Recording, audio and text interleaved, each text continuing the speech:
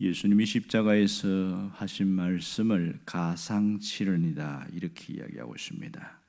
이 가상칠언에는 특징이 있는데 7마디 말씀 중에 3마디는 모두 다른 사람을 위한 것임을 알 수 있고요.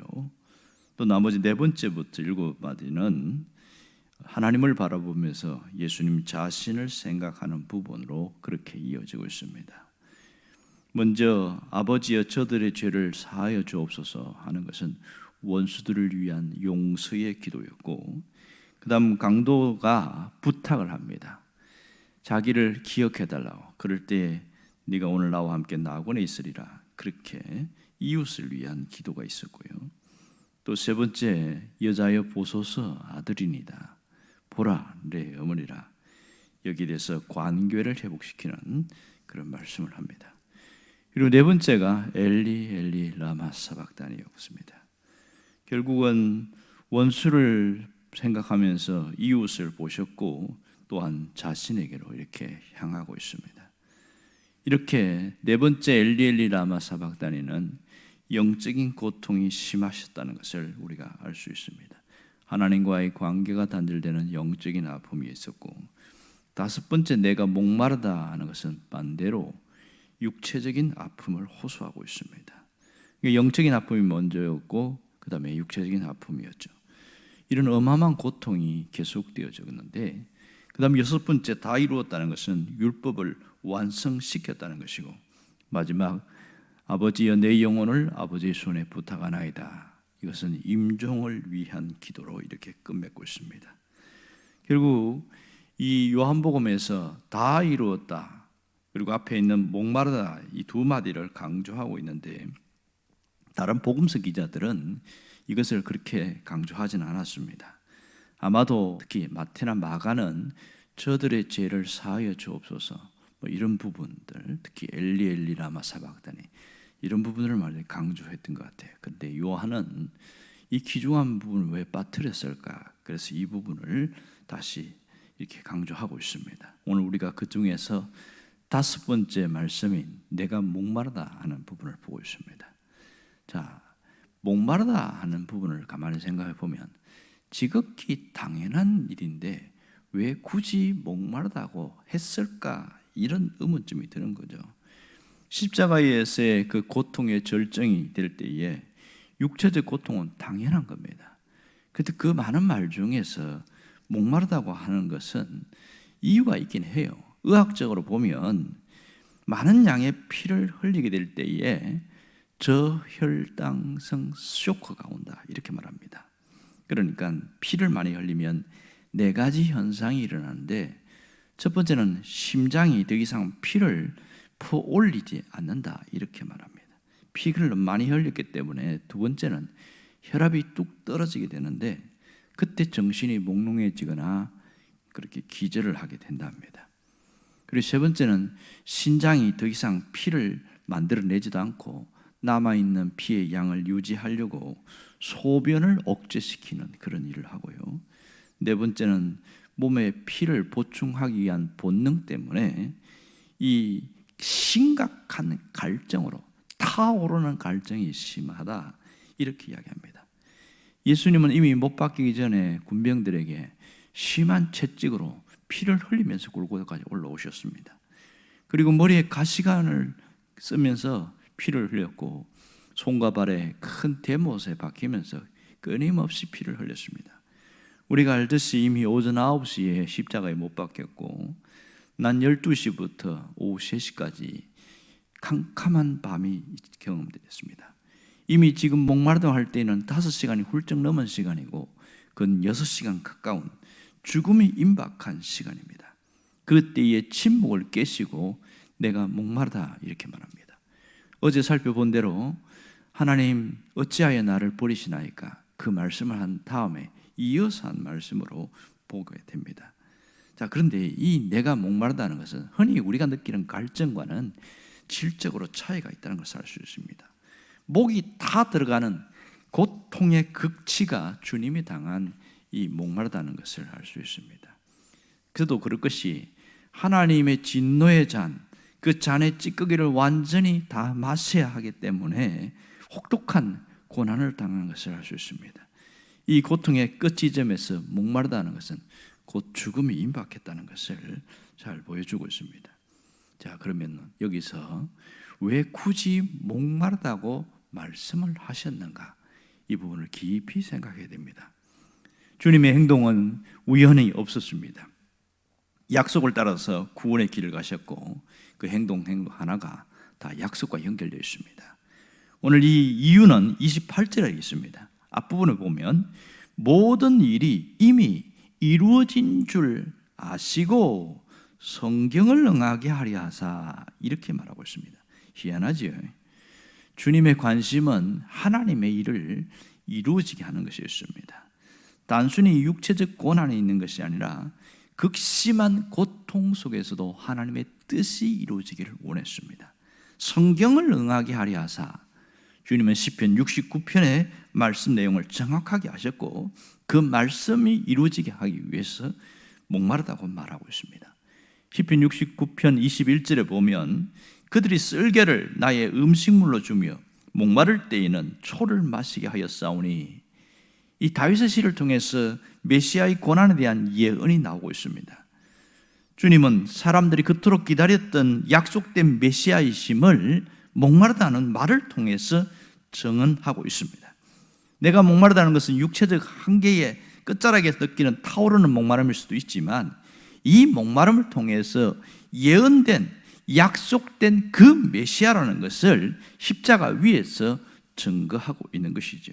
그러니까 주님은 성경에 예언된 그 고난에 대한 약속들이 여기께서 거의 완성되고 있다는 것을 우리는 보게 되어집니다. 오늘 이것을 통해서 우리에게 주시는 영적인 메시지가 무엇입니까? 우리는 극심한 고통 속에서 하나님의 뜻을 이루어 드리려는 주님의 모습에 주목을 해야 합니다. 사실 주님은 우리에게 목마르지 않는 생수를 주기 위하여 이 땅에 오셨지만 정작 자신은 십자가 위에서 극심한 갈증으로 고통을 몸소 받아내면서 그 고난을 당하셨다는 것을 우리는 기억해야 합니다.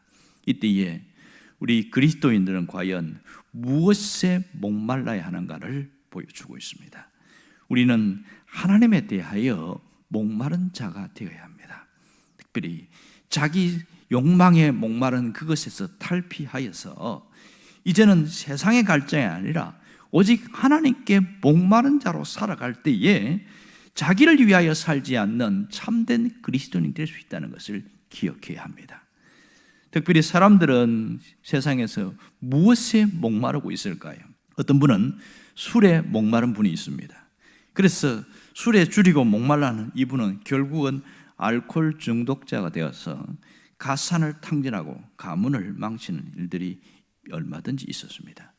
또 어떤 분은 가난에 목말라서 어떻게 하든지 가난을 벗어나기 위한 몸부림을 했는데 헝그리 정신으로 불세출의 스포츠 스타가 되는 그런 경우도 생겼습니다. 이 긍정적인 면에서는 절박함과 목마름이 이겨냅니다.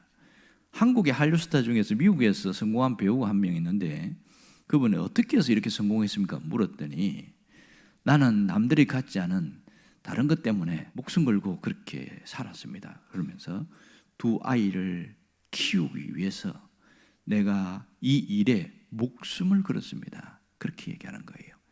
이 배우에게는 절박함과 간절함, 자신의 생존을 위한 것이 그를 위대하게 만들었다는 것을 압니다. 또 어떤 분은 사랑에 목마르기 위해서 그 엄청난 지위까지 던져버리는 사람이 있습니다. 우리가 아는 영국의 에드워드 왕자는 사랑에 목말라서 왕위까지 던져버리는 그런 일이 있습니다. 세상에는 자유에 목마른 사람들이 있습니다. 그래서 그들은 초계같이 자기의 목숨을 버리기도 합니다. 정말로 세상의 역사에 보면 자유에 목말라서 목숨을 버렸기에 프랑스 혁명이 성공할 수 있었고 우리나라는 4.19 혁명을 통해서 역사의 분수령이 낮아지는 그런 일들이 있습니다. 그러나 신앙인들은 이것과 달리 영적인 목마름이 있어야 합니다. 영적인 목마름과 줄임을 통해서 몸부림칠 때에 엄청난 변화가 있습니다. 이것이 1500년대 종교개혁이었습니다. 영적인 목마름을 통해서 독일의 역사뿐만 아니라 세계 역사를 뒤흔들어 놓았고 개신교의 올바른 신앙을 세운 것이 바로 종교개혁이었습니다. 사람들은 목마름 속에서 살아갑니다. 누구나 예외 없이. 문제는 어디에 목마르는 것인가 하는 거예요. 무엇에 목마른가? 이것이 대단히 중요합니다. 그러므로 우리 신앙인들은 목마름이 조금 달라야 합니다. 신앙인의 목마름은 진리에 있고 영적인 목마름이 있어야 참된 신앙의 길을 걸어갈 수 있습니다. 세상의 목마름으로 내 인생을 채우려고 하면 할수록 갈증이 심해진다는 것을 우리가 잊지 않아야 합니다. 내 목마름이 어디로 향하고 있는지를 오늘 점검해 봐야 됩니다. 혹시 물질에 목마른가? 아니면 하나님께 대하여 목마른가? 세상에 대한 목마름이 큰가? 아니면 영적인 것에 대한 목마름이 큰가? 여러분, 말씀에 대한 목마름이 강하면 강할수록 죄에 대한 목마름은 약해지게 됩니다. 세상에 대한 목마름은 채워도 만족을 줄 수 없지만 영적인 목마름은 우리에게 갈증이 해소되고 마음의 평안과 기쁨을 누릴 수 있게 되어집니다. 흔히 그렇게 누가 말한 것처럼 세상의 것은 채우면 만족함이 아니라 더 갖고 싶다, 그렇게 이야기합니다. 더 채우고 싶고 더 갖고 싶고, 그래서 그것은 마치 바닷물 마시는 것처럼 더 힘들다, 이렇게 이야기합니다. 어떤 분이 6.25 때, 그때는 수술 도구도 뭐 별거 없고 그래서 맹장 수술을 이렇게 받았어요. 지금은 뭐 별거 아니지요. 근데 뭐 변변찮은 도구 속에서 의사가 꼭 한 말이 있습니다. 수술은 했습니다만은 꼭 지켜야 할 게 있는데 물을 주지 마십시오, 이렇게 했어요. 그런데 이 피가 빠져나오고 나니까 극심한 목마름에, 이분이 평소 성질이 급했나 봐요. 부인한테 화를 펄컥 내면서 빨리 물 가져오라고, 내가 내 죽는 걸 봐야 되겠냐고.